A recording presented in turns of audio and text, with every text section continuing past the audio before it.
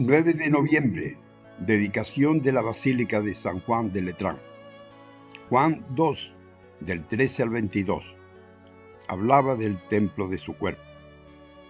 La Basílica de San Juan de Letrán, edificio dedicado al Salvador y a los santos Juan Bautista y Evangelista, es propiamente la catedral de la diócesis de Roma. Por eso es madre y cabeza de todas las iglesias del mundo.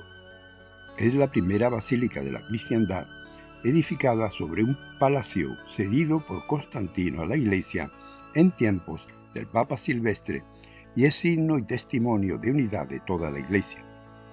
El Evangelio de hoy relata el momento en que Jesús, al ver profanado el templo convertido en mercado y cueva de ladrones, expulsa del templo a los mercaderes con sus animales y desparrama el dinero de los cambistas.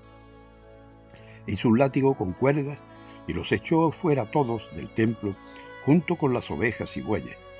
Derribó las mesas de los cambistas y desparramó el dinero por el suelo. A los que vendían palomas les dijo: «Saquen eso de aquí y no conviertan la casa de mi padre en un mercado».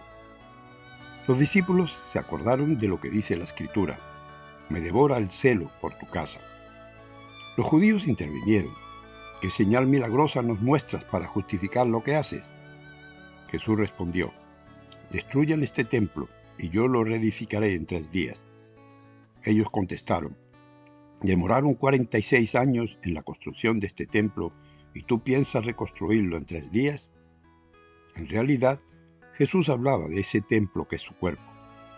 Solamente cuando resucitó de entre los muertos, sus discípulos se acordaron de lo que había dicho y creyeron tanto en la Escritura y en lo que dijo Jesús. En primer lugar, Jesús, movido o devorado por el celo ardiente por la gloria de su Padre, actúa de manera viva y dramática para purificar la casa de Dios, como lo había anunciado Malaquías. Para Jesús es un sacrilegio que la casa de su Padre, no solo casa de oración como en los sinópticos, se haya convertido en un mercado. Desenmascara así la idolatría del Dios dinero, que se olvida de los pobres que yacen en su entorno, como Juan relata más adelante. Yacía una multitud de enfermos, ciegos, cojos y paralíticos que esperaban el movimiento del agua.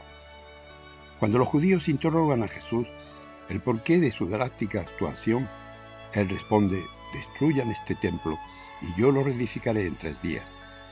Los judíos no entienden esas palabras misteriosas y suponen que habla de un templo de piedra, pero él se refiere al templo de su cuerpo, que él entrega voluntariamente, pero que volverá a recuperarlo glorioso a los 3 días.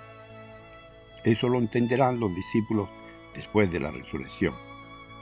Se señala a sí mismo como único intermediario entre la comunidad y Dios. Frente a una institución ideologizada, él es el único portador de vida. He venido a traer vida y vida en abundancia. Este gesto, en el que Jesús aparece con poderes divinos, será cuestionado por las autoridades judías, quienes finalmente lo conducirán a la muerte.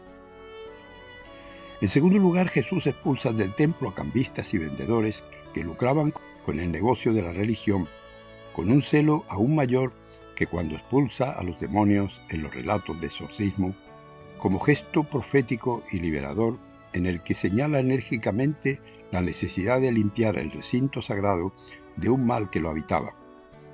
Vuelca las mesas como símbolo de purificación de ese rito vacío de compra y venta en la relación con Dios, y una llamada a colaborar en la construcción del reino de Dios, a contribuir a un mundo más justo y solidario.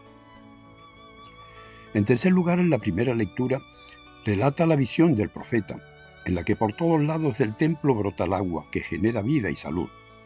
Es símbolo de la presencia de Dios como fuente de vida y de quien brota el manantial que dinamiza nuestras vidas, llenándolas de vida y salvación. Por otro lado, la lectura alternativa de la carta a los Corintios nos presenta a nosotros como edificación de Dios, cuyo cimiento es Jesucristo y en cuya edificación Pablo puso las bases y en el cual cada uno de nosotros va colaborando en su construcción. El Espíritu está ya en cada uno de nosotros como agua que purifica, sana y da vida. A nosotros corresponde el cuidado de ese templo sagrado que somos nosotros mismos, dejando que el poder y la misericordia de Dios nos haga santos. Las iglesias del rito romano del mundo entero se unen hoy a la celebración, la fiesta de la dedicación de la Basílica de Letrán, primera basílica de la Iglesia Católica y catedral del Obispo de Roma, el Papa, uniéndose así al misterio de la única Iglesia de Cristo. El gesto simbólico de la expulsión de los mercaderes del templo es un acto profético de Jesús contra la mercantilización de la religión y el uso del templo como espacio de culto del Dios dinero, y es una invitación a que tumbemos el cristianismo individualista y a edificar en solidaridad y la justicia. Nosotros mismos somos parte de ese templo como cuerpo de Cristo. Como seguidores de Jesús y templo de Dios, estamos llamados a ser santos. Como dice Pablo a los fieles de Corinto, el templo de Dios es santo y ese templo son ustedes. Y al mismo tiempo somos iglesia, no individuos ni grupos aislados, pues en esta edificación estamos como piedras vivas en la construcción del templo del Espíritu, formando un solo cuerpo cuya cabeza es Cristo.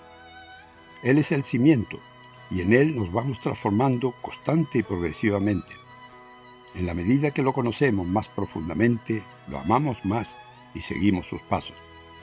Nuestra vida se va haciendo más como la suya y nuestro modo de ser y proceder cada vez más como el suyo.